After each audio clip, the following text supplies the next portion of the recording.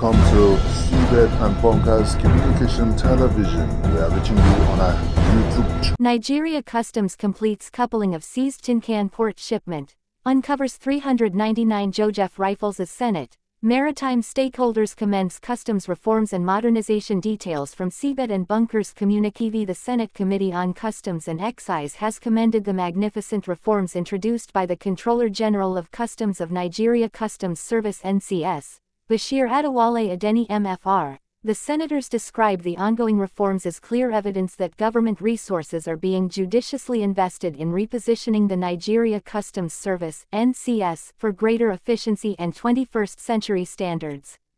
The commendation came during the week, when the senators went on a two-day retreat to the Nigerian Customs Service facilities.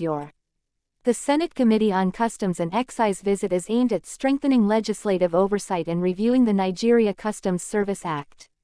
As part of the program, members of the committee toured the Customs House in Maitama, Abuja, where they were taken through the service's ongoing modernization initiatives, technology-driven operations and institutional reforms.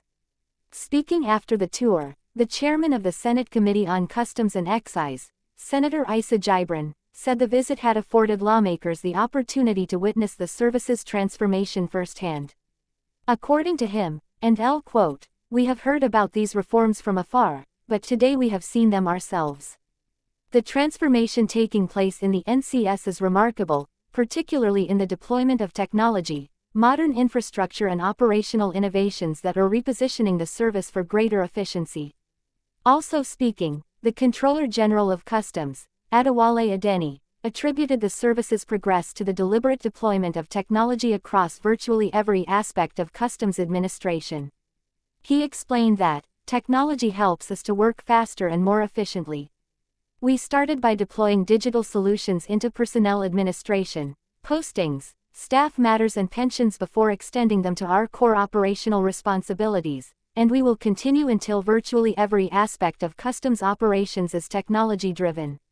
CGC Adeni disclosed that the service had also introduced advanced technological solutions into its enforcement operations through virtual shooting simulators, geospatial intelligence and digital surveillance, saying, "We are deploying geospatial intelligence to map our patrol routes and position our checkpoints more efficiently across the country."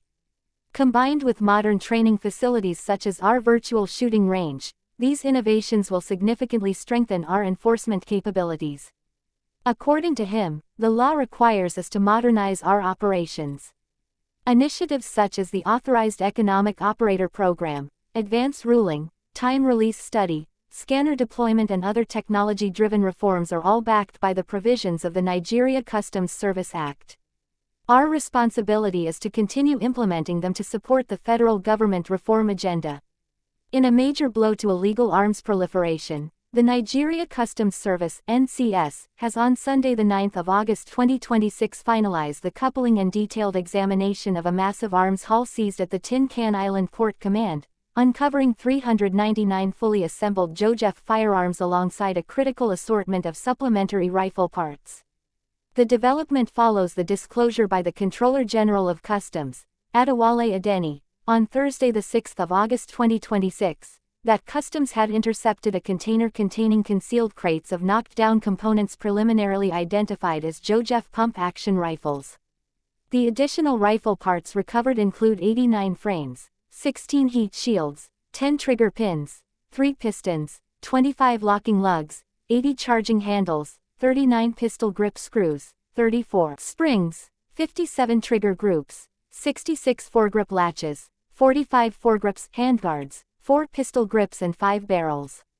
The CGC had warned that criminal networks could seek to exploit Nigeria's borders, ports and airports ahead of the next general elections to move prohibited items into the country.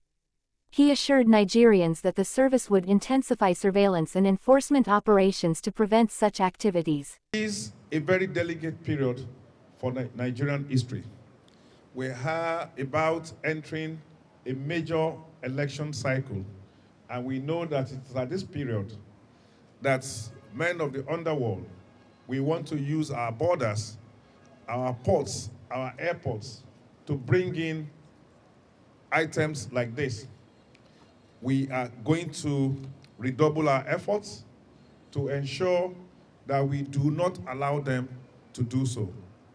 While they make attempts, they will want to find accomplices within the customs and other security agencies. I want to assure Nigerians that Nigeria Customs Service will not harbor any of these people who will want to serve as accomplices or use their position to influence the importation of goods that will threaten our peace and security and threaten the credibility and the peaceful conduct of the next general election.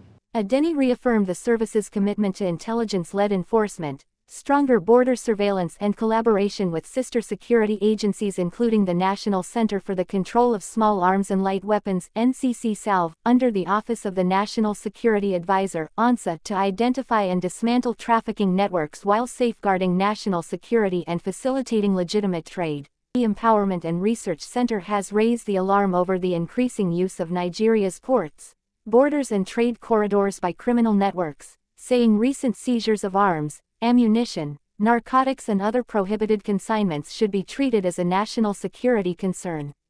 The research organization, in a statement signed by its head of research, forwarder Eugene Nowek, on Sunday, commended the Controller General of Customs, Bashir Adewale Adeni, and the management of the Nigeria Customs Service for what it described as sustained intelligence-driven enforcement operations.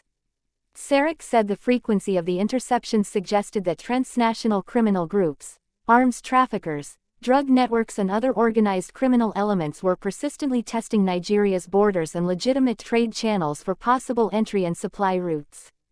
The organization argued that a seized container or intercepted weapon should no longer be viewed merely as a customs enforcement success, stressing that such operations could prevent dangerous materials from reaching criminal, terrorist or violent extremist groups.